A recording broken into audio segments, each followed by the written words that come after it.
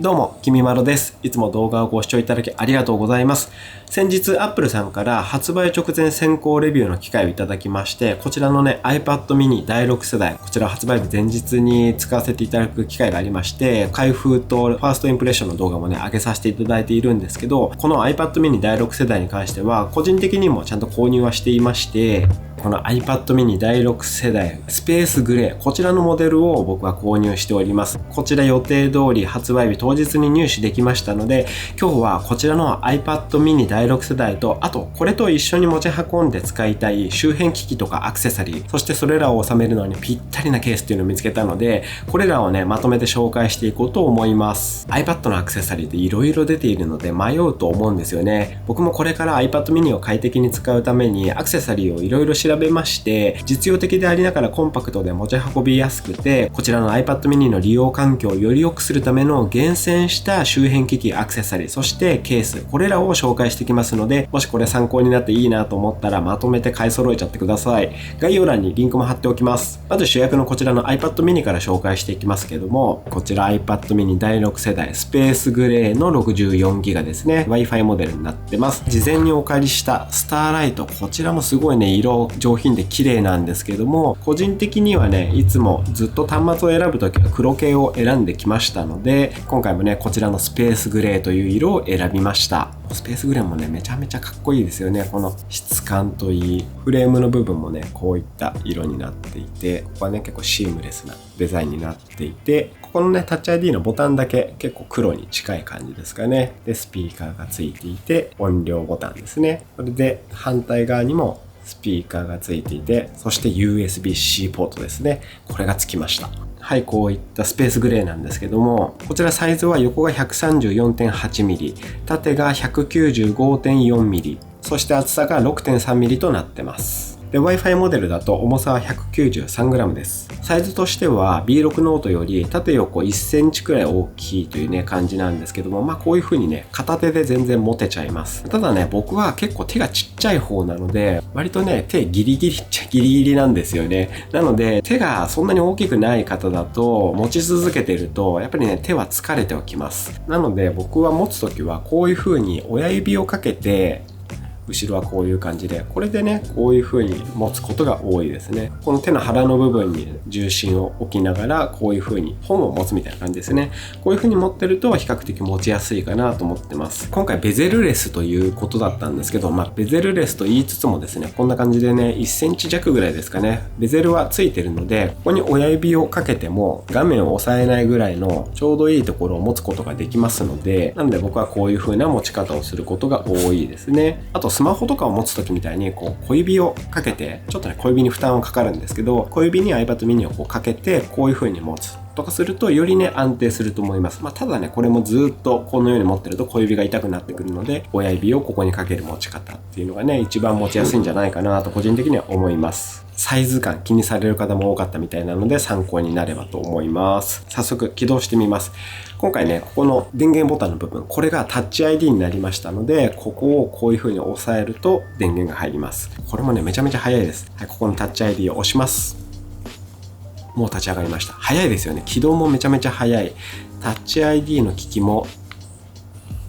かなり早いです。で今現在ねアプリはかなり厳選したものを入れていますけども、これもねまた近々紹介していきたいなと思ってます。で僕この iPad mini の使い道は主に動画コンテンツの視聴と、あとは電子書籍、本とか雑誌ですね、こういうのを読むのと、あとはねメモ帳として使いたいのと、あとイラストレーションも今回ねやってみたいなと思ってます。動画を視聴するときは iPad mini をこういう風に横にして視聴することが多いと思うんですけども、こういった時にこちらのカバーですね、スマートフォリオなんかを使う方多いと思うんですけど、このようにデスクの上に立ててこうして動画を見るって方多いと思うんですけども、僕はずっとこのスマートフォリオは使っていなくて、こちらのモフト X タブレットスタンド、これをずっと使ってます。で僕モフトシリーズはずっとねこの iPhone とかでもずっと使ってますけど、こちらはねマグセーフ対応のモフトになっていて、ここはこうマグネットで吸着ができるものなんですけど、マグセーフ対応の iPhone 12にはこういったマグネット式のモフトを使っていますが、 iPad mini の背面にもね、こちらの粘着式の裏側がね、一応貼って剥がせるタイプの粘着シートですね。こういうのがついたモフト X のミニタブレット用のサイズですね。こちらを iPad mini の背面につけて使ってます。はい、ではこのモフト X、これをここに貼っていきたいと思います。簡単にね、このホコリを取りまして、この裏面が粘着テープみたいになってるので、一応ね、貼って剥がせるタイプの粘着テープになってます。貼って剥がせるんですけど、これベタつくこととかも今までは使っていて全然ないので、安心して貼れると思います。取り付けは簡単で、もうこれをここにペタッと位置を合わせて貼り付ける。もうこれだけです。こうするだけでもうね、落ちないです。結構しっかり吸着します。で、今ちょっとやってみましたけど、このモフト X 特徴的なのは、ここの部分をこういう風に広げることができるんですね。で、広げて、この状態でこういう風に立てることで、このように iPad mini を横に倒して、ここ角度、60度の角度でコンテンツの視聴をすることができます。さらにこのモフト X のいいところが、このままね、こういう風に立てれば、縦位置で視聴することもそのままできます。iPad mini もこういう風にね、端末を縦横に切り替えることが結構あると思うんですよね。そういった時に、このモフト X だと、もう傾けるだけで縦横位置をね変えることができるので、この辺りもねすごい気に入っています。スマートフォリオもねもちろん使いやすいんですけども、このね縦にすることができないんですよね。これができないので、そういったところで、このねスマートフォリオよりも個人的にはモフト X、 こちらの方がコンテンツの縦横視聴の切り替えが楽なので気に入って使ってます。でさらに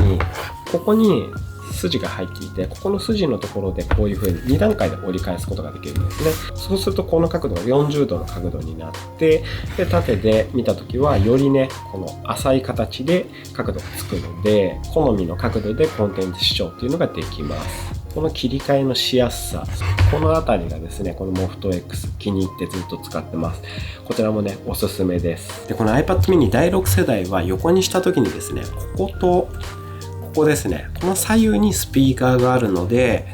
こういう風に置いた時に非常にね臨場感のある音が左右からこう回り込んでくるように楽しむことができます。ただカフェとかでこれを楽しもうと思った時にはどうしてもね周りに音をね漏らすわけにもいかないので、イヤホンが必要になると思います。そういった時にはねやっぱりこちらですよね。はい、もうこれは説明不要だと思いますが、 AirPods Pro です。やっぱり AirPods Pro は Apple 製品とのね相性はね抜群ですよね。ノイズキャンセリング機能も外部音の取り込みもね非常に優秀です。で僕はノイズキャンセリング機能をさらに高めるためにですね、ここのイヤーキャップのところにですね、わかりますかね、ちょっとオレンジのシリコンがついてるんですけど、この伸縮性のシリコンが内蔵されているシンビオというところのイヤーキャップ、これをですねここにつけています。これはねこういう風につまむと一回縮むんですね。で縮むんですけど、じわーっとこう広がっていく、そういった伸縮性のあるウレタンになってるんですけど、これをこうつまんで潰した状態で耳に入れると、耳の中でじわーっと広がっていってしっかり耳にフィットします。これを使うことによってノイズキャンセリング機能をせっかく使っていても、耳とイヤーキャップの間のわずかな隙間から入ってきてしまうね外部音っていうのをちゃんと遮断することができるので、ノイズキャンセリングのパフォーマンスを高めることができます。このねシンビオのイヤーキャップ、これねめちゃめちゃおすすめです。あとちなみにこちらのケースはよくお問い合わせいただきますけれども、こちらはですねメゾンキツネとネイティブユニオンのコラボの AirPods Pro ケースですね。これも可愛いですよね。気に入ってます。こちらの AirPods Pro、 これもね iPad mini と一緒に使いたいアイテムですね。はい、動画はこんな感じで、あと僕は電子書籍も iPad mini で読むことが多いです。ちなみに僕がよく使っている電子書籍アプリは Kindle と D マガジンです。この2つがあればねもう十分なんじゃないかなと思います。で、あと iPad mini の使い道としては、僕はメモ帳としても使えますし、あとイラストレーションの練習とかも本格的にねこれから始めてみようかと思っていて、そんな時に欠かせないのがこちらですよね。 Apple Pencil 2、今回の iPad mini 第6世代から Apple Pencil 2に対応してくれました。今まで僕が使っていた iPad の第7世代だとこちらの Apple Pencil 1、こちらが対応していたんですけど、この iPad mini 第6世代では Apple Pencil 2が対応しました。Apple Pencil 2はやっぱりね何かと使い勝手が良くて、まず充電の仕方なんですけど、このね本体側面、ここの部分にカチャッと吸着させることでこういう風にねもう充電ができます。割としっかりしたマグネットで吸着するので、落ちることもないですし、このようにね簡単に吸着させて充電することができます。こちらの今まで使っていた iPad 第7世代の方だと Apple Pencil 1のまずキャップを取って、このキャップもね結構なくしがちだったりするんで、これもねなくさなくなって嬉しいなっていうのと、あと充電するときはですねこう刺さなきゃいけなかったんですね。見た目的にもちょっとあれですしね、ここ引っ掛けちゃったりすると折れそうで不安だったりするんで、この充電方式もね改善できたらなと思ってたところだった。あとこれ転がるんですよね。転がるのもちょっとねどうかなと思っていたので、こういうのが全てね改善されるのがこちらの Apple Pencil 2ですね。 Apple Pencil 2はこういう風にね一部が平らになっているので、こういう風に机に置いても転がることはないですね。それで充電もその部分をこういう風にくっつければ充電もできるというね、充電がまずしやすいっていうのと、キャップがないのでキャップをなくすこともないっていうのと、平らな面があるのでテーブルに置いてもペンが転がることがない。物理的なところだとこういうのが嬉しいんですけども、もちろん大事な書き心地も非常にスムーズですし、イラストレーションのアプリとかでよく使うんですけども、ペン先をダブルタップすることでペンと消しゴムを瞬時に切り替えることができます。これも Apple Pencil 2の嬉しいところですよね。こうしたねイラストを描くときとかメモを取るときとかにも非常にね使いやすい Apple Pencil 2。これはもう iPad mini を使うんだったらね絶対一緒に持っておきたいアクセサリーですね。ちなみにこちらは今 Apple さんからお借りしている Apple Pencil 2なんですけど、僕が購入した Apple Pencil 2はこのねシリコンカバーをつけています。こちらはアハスタイルの Apple Pencil 2のシリコン保護ケースというものですね。シリコンでより滑りにくくなるので、こう握り心地がとてもいいですし、指へのね負担も非常に軽くなりますし、これ厚さが 0.35mm とね超極薄なので、すごく太くなってしまって持ちにくいなとかいうことも全然ないですし、あとこのシリコンケースつけた状態でもこういう風にちゃんと吸着するので、今ねちゃんと Apple Pencil 認識しましたよね。こういう風に問題なく吸着するし、充電もしてくれますので、このシリコンカバーつけていてもね何の問題もないです。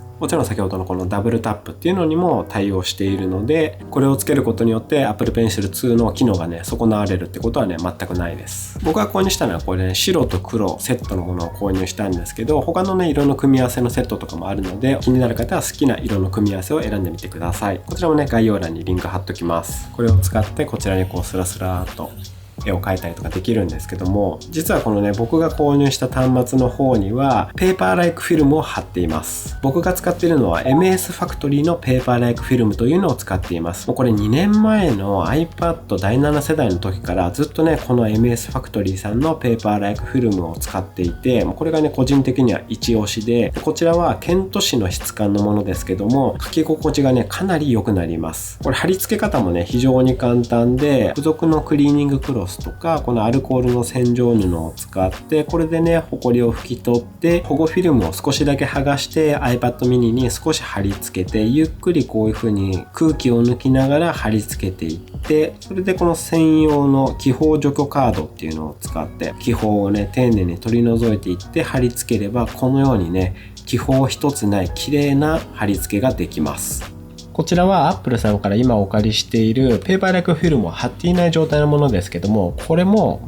書けないことはもちろんないんですけども、やっぱねペンが当たる時のこのカツカツっていうところと、ちょっとね滑った感じっていうのがね多少はあるので、ペーパーライクフィルムほどこうペンがディスプレイにね噛んでいくような感じっていうのがあんまりないので、そういったところではこのペーパーライクフィルムを貼った僕のね iPad mini の方だとサラサラサラっとね音も聞こえたと思うんですけど、ペンが紙に馴染むように描画できるので、こういった文字とかイラストを描く時の書き心地というところではこのペーパーライクフィルムを貼った方が書き心地はいいと思います。個人的にはこちらの方が圧倒的に好きですね。ちなみにペーパーライクフィルムを貼っているからといってこういうね見てわかると思うんですけど、遅延とかそういうのはね全然ないですよね。ペンの走りもいいし、すごいスムーズに書けてるんじゃないかなと思います。これでダブルタップすれば消しゴムに今切り替わったので、これでねこういう風に消すこともできます。とてもスムーズですよね。実はさっきまでずっとご覧いただいていたこの画面もずっとね、このペーパーライクフィルムが貼られたものをご覧いただいていました。ペーパーライクフィルムの透明度なんですけど、片方がペーパーライクフィルムを貼っていて、もう片方が貼っていないものなんですけど、これパッと見てわかりますか？透明度ね、そこまで大きな遜色はないんじゃないかなと思うんですよね。ちなみにこれはこうです。こちら側がペーパーライクフィルムを貼ったもの、こちら側がペーパーライクフィルムを貼っていないものです。はい。こちら側がペーパーライクフィルムを貼っているもの、こちらが貼っていないもの。どうですかね。そこまで透明度といったところには違いがないんじゃないでしょうか。多少ね、暗部に関してはこちらのペーパーライクフィルム貼っている方が少しだけ曇ってるように見えなくもないんですけど、これ見比べなかったらわかんないですよね。こういった感じでこちらのペーパーライクフィルムも非常にね、透明度も高くてちゃんと画面も保護してくれて、それでいてちゃんと紙の質感で書き込むこともできるというね、こちらの MS ファクトリーのペーパーライクフィルム、これもね非常におすすめです。はい、iPad mini の本体周りのアクセサリーはね、こういった感じですが、あとね、充電器とかも紹介しようと思うんですけど、その充電器とかを紹介する前に先にね、持ち運ぶ時のケースを紹介します。この iPad mini 第6世代にぴったりなケースを無印良品で見つけちゃったんですよね。ケースとかポーチが充実している無印良品なら、何かしらね、あるんじゃないかなと思って探してみたんですが、もうこの iPad mini のためのケースとしかね、言いようがないぴったりなものを見つけちゃいました。こちらなんですけども、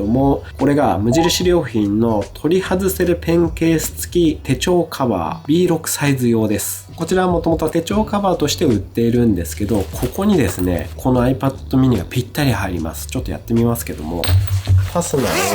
開けると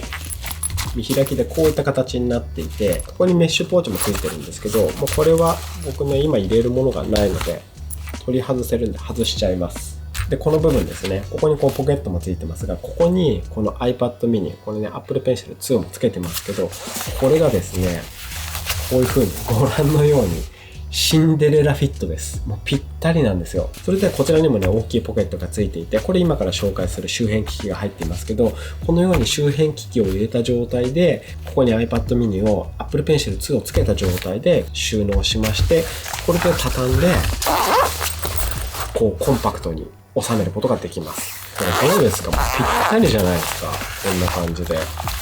これが無印良品の取り外せるペンケース付き手帳カバーです。B6 サイズ用ですね。はい、先ほどね、ケースを紹介しましたけど、ここからね、このポケットに入っている充電ケーブルとかね、そのあたりを紹介していこうと思います。はい、ではね、続いてこちらのポケットに入っている充電プラグとかね、そういうのを紹介していこうと思います。まずこちらですね。はい、その充電プラグがこちらです。これがアンカーのパワーポート3スリムです。充電プラグもいろいろ探したんですけど、現時点でやっぱり行き着くところはね、これかなと思います。これね、めちゃめちゃコンパクトなんですよね。横幅が 76mm で、縦が 45mm、厚さも 16mm というね、非常にコンパクトな充電プラグです。あといいのが、これですね。ここのプラグ部分がですね、折りたためる。これがね、めちゃめちゃいいんですよね。こういうね、薄型のポーチとかケースに収めたいときは、このね、